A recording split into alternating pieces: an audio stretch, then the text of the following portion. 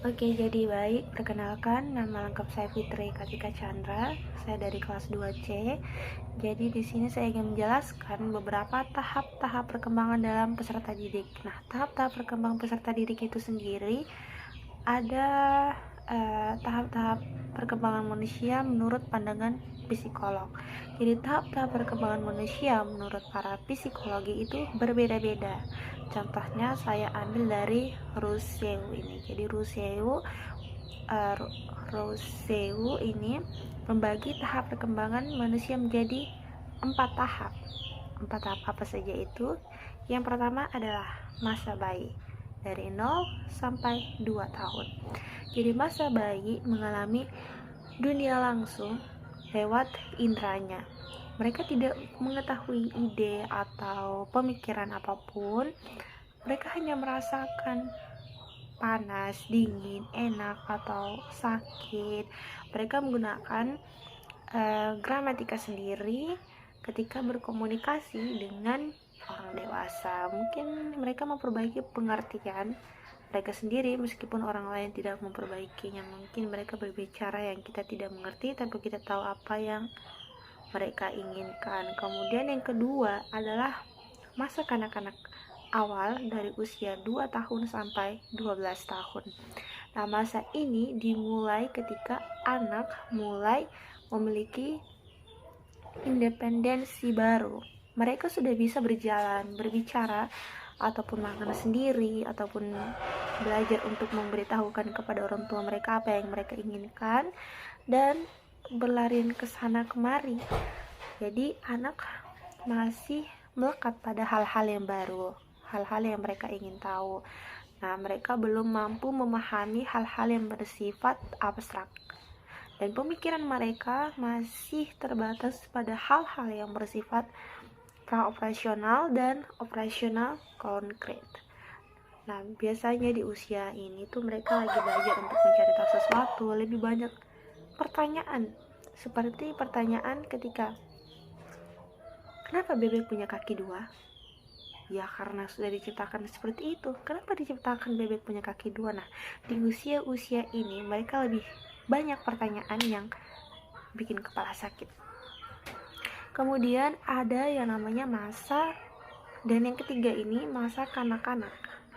Jadi masa kanak-kanak akhir,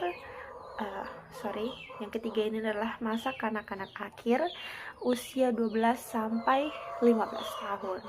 Nah, jadi usia ini nih usia yang keras kepala gitu, susah dibilangin, dimana emosionalnya itu sangat tingkat drastis. Nah, jadi masa ini, transisi masa anak ke masa dewasa, jadi masa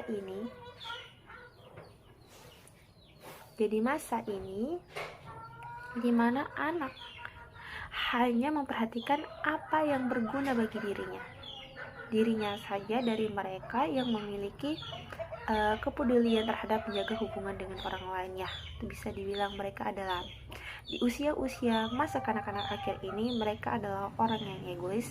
Kenapa dibilang seperti itu? Karena mereka hanya memikirkan apa yang mereka pikirkan dan tidak mempedulikan apa yang ada di sisi mereka. Terkadang mereka mengucapkan sebelum mereka berpikir, jadi ujung-ujungnya mereka bakal menyesali, tapi itu selalu dijadikan pelajaran oleh mereka sendiri. Jadi di usia masa kanak-kanak akhir ini bisa dibilang masa-masanya pubertas. Mereka mengalami emosional yang tidak terduga, sering berubahnya moodnya mereka tanpa sebab gitu. Nah, kemudian ada yang terakhir itu masa dewasa. Oke, jadi masa dewasa ini dari usia 15 tahun sampai akhir hidup. Tapi biasa kalau akhir dari pertumbuhan itu tergantung. Biasanya itu dari akhir pertumbuhan itu sekitar 17 tahun. Tapi jika mengalami konsumsi gizi yang baik, maka pertumbuhan bisa berhenti itu di umur 21 tahun. Tapi ketika tidak mengalami konsumsi gizi yang baik, maka tidak ada yang mengalaminya pertumbuhan. Jadi porsi tubuh hanya sekitar seperti itu saja. Jadi untuk masa dewasa ini usia 15 sampai akhir hidup. Nah, jadi pada masa ini anak mulai merasa malu berhadapan dengan lawan jenis, mulai merasa malu dengan pakaian yang mungkin tidak sesuai dengan mood mereka. Kemudian ini kejadiannya terhadap perasaan seksual yang mulai meningkat, kemudian mereka lebih membutuhkan orang lain, terus kognitif mereka juga berkembang, mereka mulai memahami konsep-konsep yang abstrak. Nah, jadi ini itu sesuatu hal-hal yang mereka sedang pelajari gitu, sedang ingin mengetahui apa yang harus diketahui.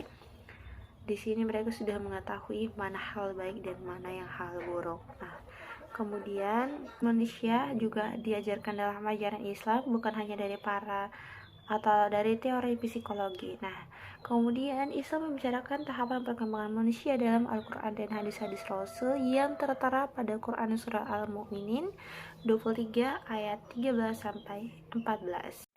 وَلَقَدْ خَلَقْنَا الْإِنسَانَ مِنْ سُلَالَةٍ مِنْ طِينٍ ثُمَّ جَعَلْنَاهُ نُطْفَةً فِي قَرَارٍ مَكِينٍ ثُمَّ خَلَقْنَا النُّطْفَةَ عَلَقَةً فَخَلَقْنَا الْعَلَقَةَ مُضْغَةً فَخَلَقْنَا الْمُضْغَةَ عِظَامًا فَكَسَوْنَا الْعِظَامَ لَحْمًا ثُمَّ أنشأناه خلقا آخر فتبارك الله أحسن الخالقين.